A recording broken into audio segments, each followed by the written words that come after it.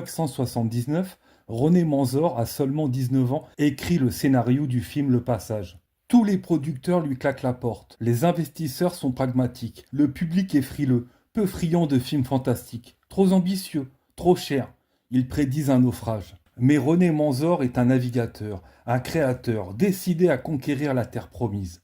René Manzor est le frère de Francis Lalanne, alias Assurance Tourix, le chanteur bon client des plateaux télé. Avec un grand frère côtoyant le show business, ça ouvre des portes infranchissables pour le commun des mortels. Lors d'une soirée de célébrité, Francis, en très bon orateur, entre deux cocktails, rencontre les hommes de main du samouraï. Il leur tend le scénario afin de le remettre à Alain Delon. L'acteur sacré du cinéma français tombe amoureux de l'histoire du passage. Alain Delon s'octroie évidemment le rôle principal, motivé à démontrer une facette plus sensible au public. René Manzor ne pouvait espérer mieux. Sa barque se transforme en croisière de luxe. 19 millions de francs, un budget pharaonique pour un premier film. Le risque sera gagnant. 2 millions d'entrées, succès public au contrario des critiques mitigées.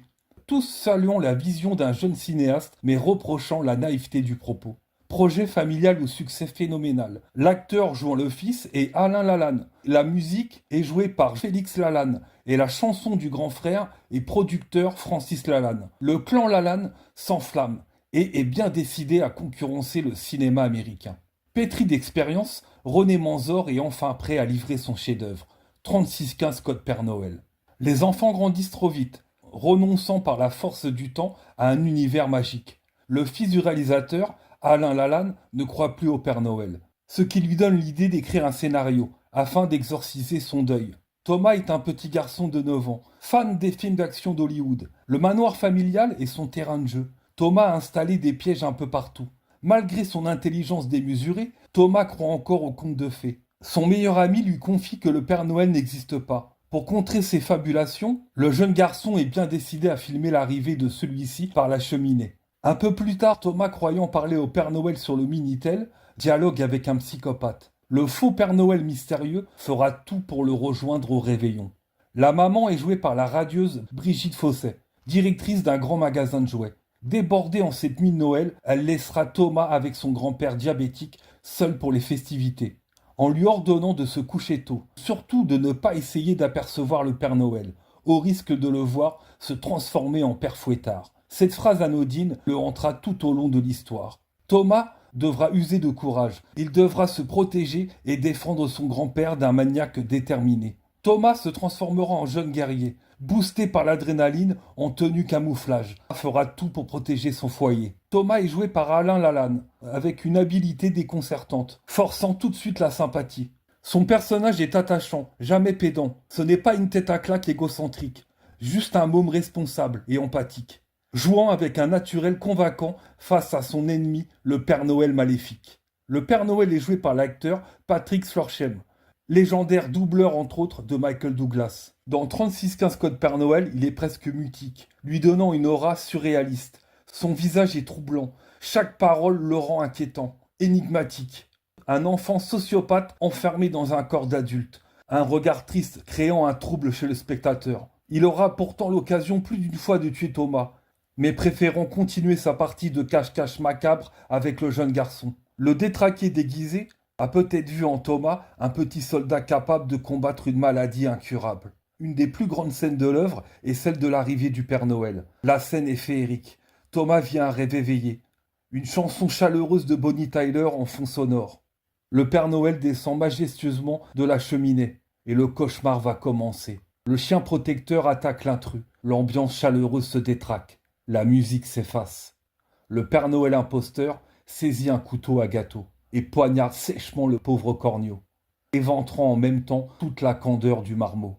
3615 Code Père Noël est un film admirablement maîtrisé, sachant jouer avec malice avec les nerfs du spectateur. La photographie bleutée est typique des productions esthétisantes des années 80. On est enivré par un montage acéré, aéré, relevé par une musique de Jean-Félix Lalanne, cuivre et synthé pour les scènes d'action et comptine hivernale pour les moments d'émotion.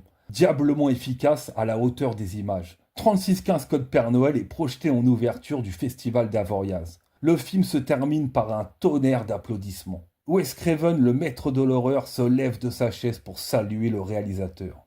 annonçant une grande carrière à un film génial. 3615 Code Père Noël sort le 17 janvier 1990. Le long métrage est mal distribué, peu diffusé, trop noir pour les bambins, trop enfantin pour les anciens, peu aidé par une affiche conceptuelle pourtant magnifique. Le long métrage n'est pas épargné par les critiques. Le film aurait dû sortir en décembre, le faire en janvier est une ineptie. Le film fera un flop au box-office, mais sera un hit dans les vidéoclubs et inspirera un des films les plus connus de l'histoire du cinéma, Maman j'ai raté l'avion de Chris Columbus. Le scénariste John Hughes avait flashé sur 3615 Code Père Noël lors d'une projection à Cannes en 1989. Au lieu de racheter les droits pour en faire un remake, il transforme le film en comédie familiale aseptisée de violence. Le cinéma américain a mâché l'œuvre et s'est rincé le gosier avec du Coca-Cola. L'histoire retient les vainqueurs. Tout le monde se fout des inventeurs. 3615 Code Père Noël est un film incompris, perdu dans les landes des films oubliés. 3615 Code Père Noël est horriblement prophétique. Il annonce les prédateurs en ligne, et cela bien avant la démocratisation d'Internet. Les ogres d'aujourd'hui sont derrière des faux profils. Les ordures souilleurs de l'enfance sont malheureusement trop réelles. Le diable s'infiltre toujours dans la technologie. Le mal se numérise en avatar virtuel. L'intelligence artificielle transformera un pervers bedonnant en un adolescent boutonneux. 3615 Code Père Noël est une proposition marginale, une expérience inoubliable. C'est un conte de fées cruel où la malfaisance est indéchiffrable. Le film ne dévoile jamais ses intentions, suscitant interrogation sur sa véritable motivation. C'est une réquisition partisane, une fable initiatrice où la mort de l'enfance s'évapore dans la violence pour donner naissance à une œuvre adulte en souffrance. Voilà les amis, n'hésitez pas à liker, à commenter, à vous abonner. C'est moi, le Père Noël. Tous les enfants peuvent me téléphoner. Écoutez bien mon numéro. 36 60